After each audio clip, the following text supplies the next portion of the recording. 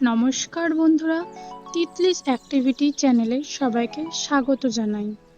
কেমন আছেন সবাই? আশা করছি সবাই খুব ভালো আছেন। আমিও খুব ভালো আছি।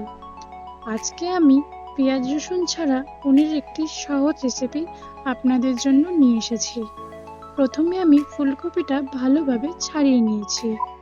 ফুলকপিটা ছাড়ানোর পরে ফুলকপিগুলো ভালোভাবে টুকরো টুকরো করে আমরা কেটে নিয়েছি। ফুলকপিটা কাটা হওয়ার পরে আলুগুলোও আমরা ভালোভাবে খোসা ছাড়িয়ে নিচ্ছি। খোসা ছাড়ানোর পরে আলুগুলো আমরা টুকরো টুকরো করে কেটে নিয়েছি। আমি এখানে 2টো আলু ব্যবহার করেছি, আপনারা চাইলে আরও দিতে পারেন।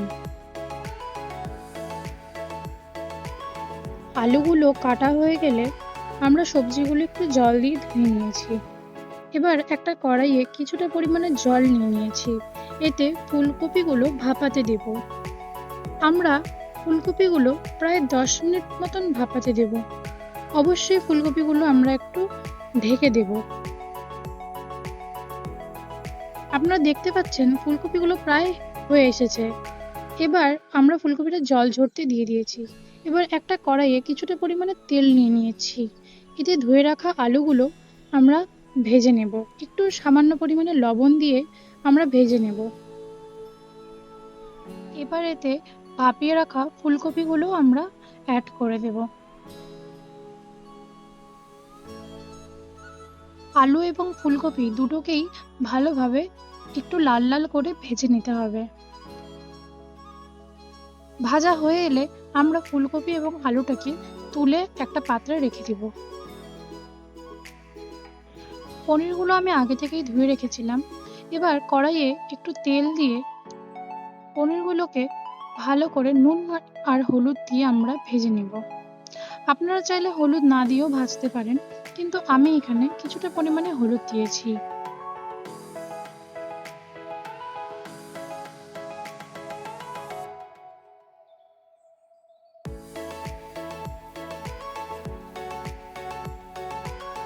পনিরগুলো একটু লাল লাল হয়ে এলে আমরা তুলে নিচ্ছি।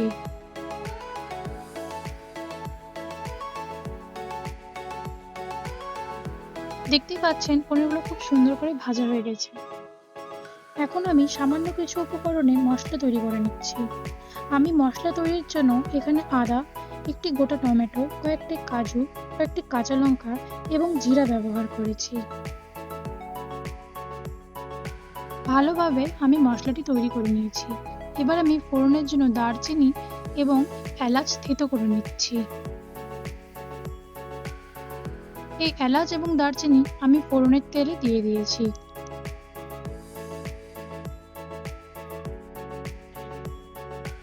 এবার এতে মিক্সিতে তৈরি করা মশলাটি আমরা দিয়ে দিলাম। এবার এতে মিক্সি ধুয়ে কিছুটা জল আমি দিয়ে দিচ্ছি। মশলাটি আমরা একটু ভালোভাবে কিছুক্ষণ ধরে কষিয়ে নেব। যখন মশলাটি ভাজা হয়ে আসবে তখন আমরা এতে কিছুটা পরিমাণে জল দিয়ে দেব।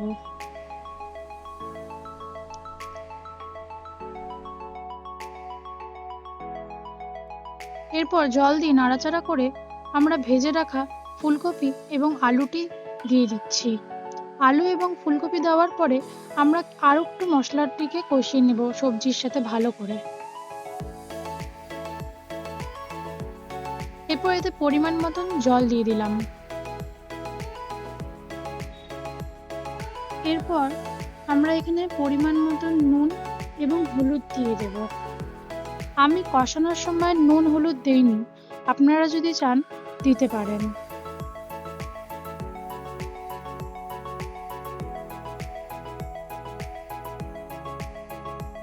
নুন এবং হলুদ দেওয়া হয়ে এলে আমরা ভেজে রাখা পনিরগুলো ছেড়ে দিচ্ছি।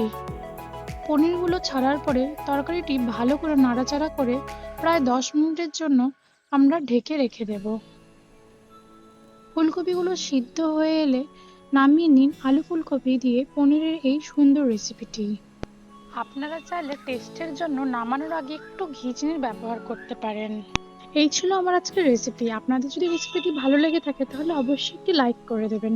তিতলিজ অ্যাক্টিভিটি চ্যানেলে যদি আপনি নতুন হয়ে থাকেন তাহলে চ্যানেলটি অবশ্যই সাবস্ক্রাইব করে দেবেন। ফিরে আসবো নতুন কোনো রেসিপি নিয়ে।